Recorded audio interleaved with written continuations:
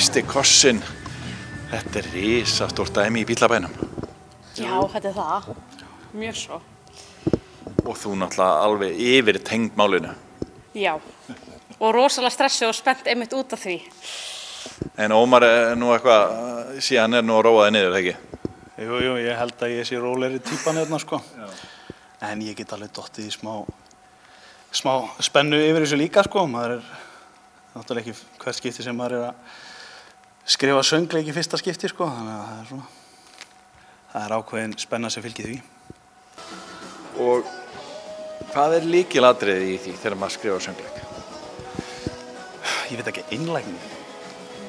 Þegar maður að búa eitthvað til frá, ég segi nú ekki grunni, en samt, þú veist, þegar maður svona spinna í kringum tónlist, reyna að vera svona einlægur í því sem maður að skrifa, búa til. Hvernig kemur hugmyndin? Rúnar Júlíusson hérna og Bíllabæjar tónlistin bara í kringum þetta í rauninni? Já, sko, þessi hugmynd búin að vera hjá leikfélögum bara í mörg ár, en það einhvern veginn gerðist ekki neitt. Þannig að við bara ákváðum að taka málinn í ein hendur þegar við byrjuðum saman. Við vorum bæði búin að vera mjög spennt fyrir þessari hugmyndi, svo var ekkert að gerast. Við vorum bæði búin að ganga með þessa hugmynd í maganum í sitthvoru lagi, sko, svo bara byrjuðum við að tala þetta saman og þá bara fór boltinn að rúlla, sko. Og það var náttúrulega hæg heimatökin hjá þér. Já, algjörlega. Þú náttúrulega alveg verið til í þetta. Já, algjörlega. Ég fór heim til pabba, ég fekk lánaða bækur og svona. Afa, sko. Þú ert alveg klár á sögunni, eða ekki? Svona nokkuð, ég veit ekki alveg. Jú, mamma í salnum, ég segi bara já. Getið þið sagt mér í mjög stuttum máli út á hvernig sagan í söngleiknum? Já, þetta fjallar líf hljómsveitarmeðlima sem að reyna að koma sér á framfæri með því að keppa í hljómsveitarkeppni sem heitir Hljómaflæði. Svo blandast svona líf og ástir og svoleiðis inn í þetta. Hvernig gengur þessari grúppu að æfa fyrir þennan stóra söngleik? Bara furðu vel með mannskap, sko. Við Þið allir sammála því, ekki? Jú. Sammála bara. Það verið að taka svolítið stóran skammt hérna núna. Já. Ég meina alvöru tónlistarsögu Bíllabæjarins. Já. Það svolítið pressa að flytja þessu lög hérna, einmitt. En mér finnst við vera að standa okkur vel og koma þeim vel frá okkur. Og ég bara vona að áhorfendum finnst það líka. En þið eru sammála því. Já, og þú vorst að segja mér hana, þú ert eiginlega komin í nýtt tónlistanám, ert farin að spila nýtt hljóðfæri, eða ekki? Jú, ég sjálf lærður á hljómborð. Við vorum heldur margir gítarleikararnir í þessari hljómsveit, þannig að eitthvað var undan að láta og einhvers þurfti að skipta hljóðfæri. Þannig að ég lærði á hljómborð frá grunni bara. Kærastan átti hljómborð heima og það stöðugar æfingar heima fyrir. Það ekki amalegt, en þið strákar, hvernig soundið? Mér líst mjög vel á þetta. Ég var alveg frekar stressað til þess að byrja með. Svona hvernig þetta myndi hljóma þegar kemur að sýna þetta, en ég er bara mjög spenntur. Er það að gera ráð fyrir að þið eftir að vera hérna nokkur kvöld og sýna? Kvöld kannski, það búin að reyna með það. Við vonum náttúrulega að þetta gangi sem best og sem lengst.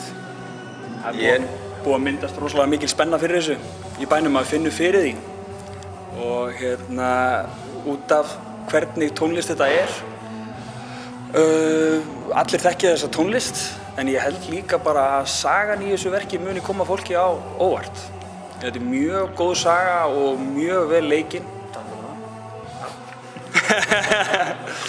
Og ég held að það muni koma alltaf aftan á fólki. Fólk muni alltaf koma fyrir tónlistina, en þetta er rosalega vel bara leikið og vel haldið utan þetta og fagmann í hverju horni. Kalli, þetta nú eitthvað að koma í Bíllabæinn, þú hefur svo sem komið hingað áður, en að fara að leikstýra hérna söngleik Rúnar Júl, það eitthvað, eða ekki? Það eitthvað svo sannarlega og bara mikill heiður og ánægja, vissulega. Þetta stórt verk, stórt og mikið verk og það alltaf heiður að fá að starfa með leikfélagi Keflavíkur.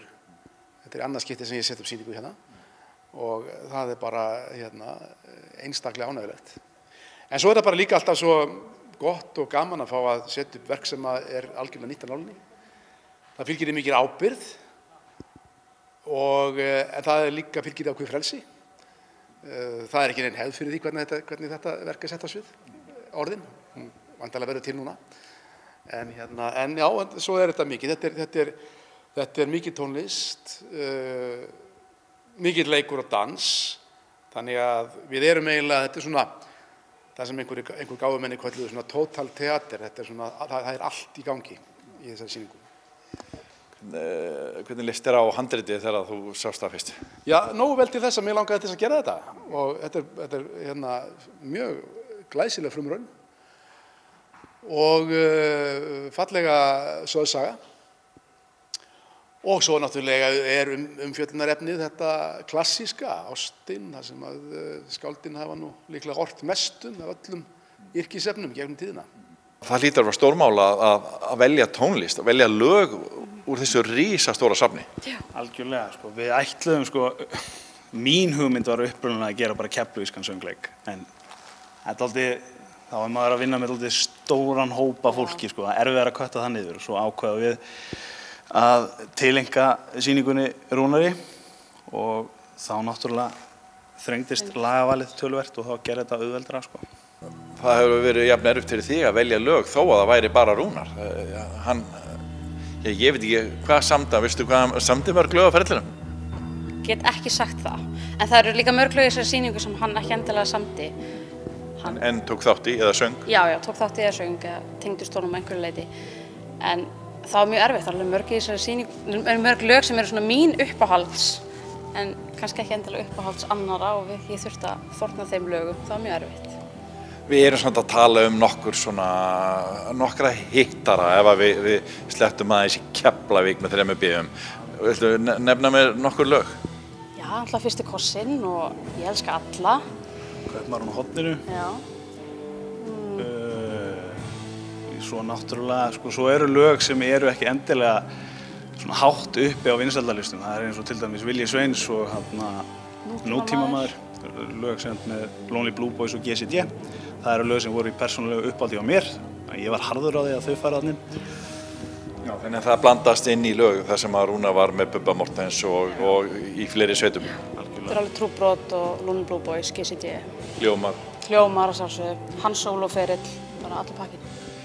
Leikfélag Keflavíkur að fagna 60 ára afmæli. Þetta náttúrulega ansi skemmtilega aðstæða sem að félagið með hérna og þetta búið að vera öflugt starf lengi og gaman að koma að því, eða ekki? Það það, vissulega. Aðstæðan hérna alveg til fyrirmyndar. Og hér fæ ég að vinna með fólki sem líka hefur mikinn metnað og tala nú ekki hæfileikana, þeir eru alveg svoleiðis leka hér af öllum veggjum. Og þetta hús einstaklega skemmtilegt að vinna í. Þetta flott svið, mjög gott og nota drjúgt svið. Og ég meina það ekkert hvar sem í heiminum þar sem maður getur gengið að hópi sem getur sinnt þessu öllu saman, að leika á hljóðfæri, syngja, dansa og leika svona alveg eins og englar. Nú svo ég svo heppinn að fá með mér einstaklega góðan danshöfund, Brynhildi Karlsdóttur sem vill svo skemmtilega til að dóttir mín, en samt reyndi ekki ráða mig gegnum klíku. Og hún búin að semja dansa við þessi tónlistarnúmer sem í sýningunni. Og það bara eitthvað mesta augnayndi sem ég hef fengið að líta núna í seinni tíð. Nú voru bara, 10-12 dagar í frumsýningu þegar við erum að tala saman. Hvað gert á lokasprettinum? Þá erum við að bæði að taka inn alla tækni sem vantar upp á, taka lýsinguna inn, hljóðblöndun og það sem svona upp á vantar. Og svo auðvitað að sýningin aldrei tilbúin fyrir á frumsýningardag og það þess vegna þetta svona, við erum að ganga inn í þennan spennutíma sem nú samt ekkert svo skelfilegur vegna þess að mér finnst hópurinn hafa staðið sig svo frábærlega vel að ég hef litlar áhyggjur. En á þessum síðustu metrum, eins og þú segir, þá einhvern veginn allt að falla í skorður og það það sem við treystum á.